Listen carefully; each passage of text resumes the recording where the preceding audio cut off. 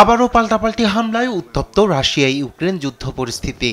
এই আবহে স্থানীয় সময় শনিবার রাশিয়ার কয়েকটি তেল স্থাপনা ও সামরিক ড্রোন ঘাঁটিতে বিমান হামলা করেছে ইউক্রেন। এই হামলায় রাশিয়ার প্রধান একটি তেল শোধনাগার ও বৈদ্যুতিক সামগ্রী উৎপাদনকারী কারখানায়ও নিশানা করা হয় বলে জানিয়েছে ইউক্রেনের সামরিক বাহিনী।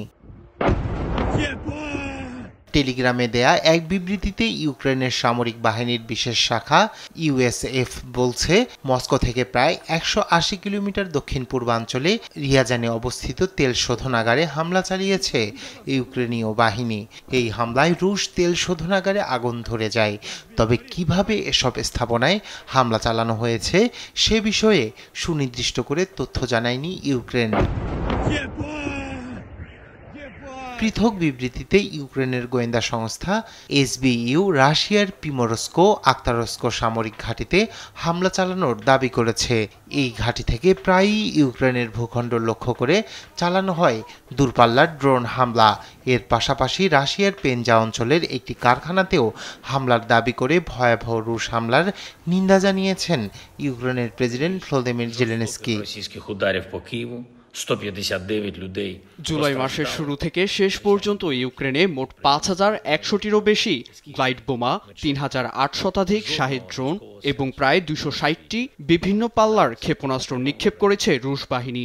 নিক্ষিপ্ত ক্ষেপণাস্ত্রগুলোর মধ্যে 128টি ছিল ব্যালিস্টিক। আমরা এগুলো প্রতিহত করেছি, তবে কিয়েভে ভয়াবহ রুশ হামলার তীব্র নিন্দা জানাচ্ছি। এদিকে রাশিয়ার প্রতিরক্ষা মন্ত্রণালয় বলছে, শনিবার রাতভর ইউক্রেনের ছোড়া 378টি ড্রোন ভূপাতিত করেছে রুশ সামরিক বাহিনী। অন্যদিকে ইউক্রেনের বিমান বাহিনী রাশিয়ার ছোড়া 53টি ড্রোনের মাঝে অন্তত 45টি ভূপাতিত করার দাবি করেছে মস্কো। রাশিয়ার চালানো ড্রোন হামলার ক্ষেত্রে জুলাই মাস ছিল ইউক্রেনের জন্য এক অশান্ত ও ভয়াবহ সময়। ইউক্রেন ভিত্তিক সংবাদ মাধ্যম কিয়েভ ইন্ডিপেন্ডেন্টের দাবি, এ মাসে দেশটির বিরুদ্ধে 6000-এরও বেশি ড্রোন হামলা চালিয়েছে রাশিয়া, যা ইউক্রেনে 2022 সালে পূর্ণমাত্রায় আগ্রাসন শুরুর পর থেকে একক মাসে সর্বোচ্চ হামলার রেকর্ড। রায়হান কবির শুভ্র, নিউজ ডেস্ক, দেশ টিভি।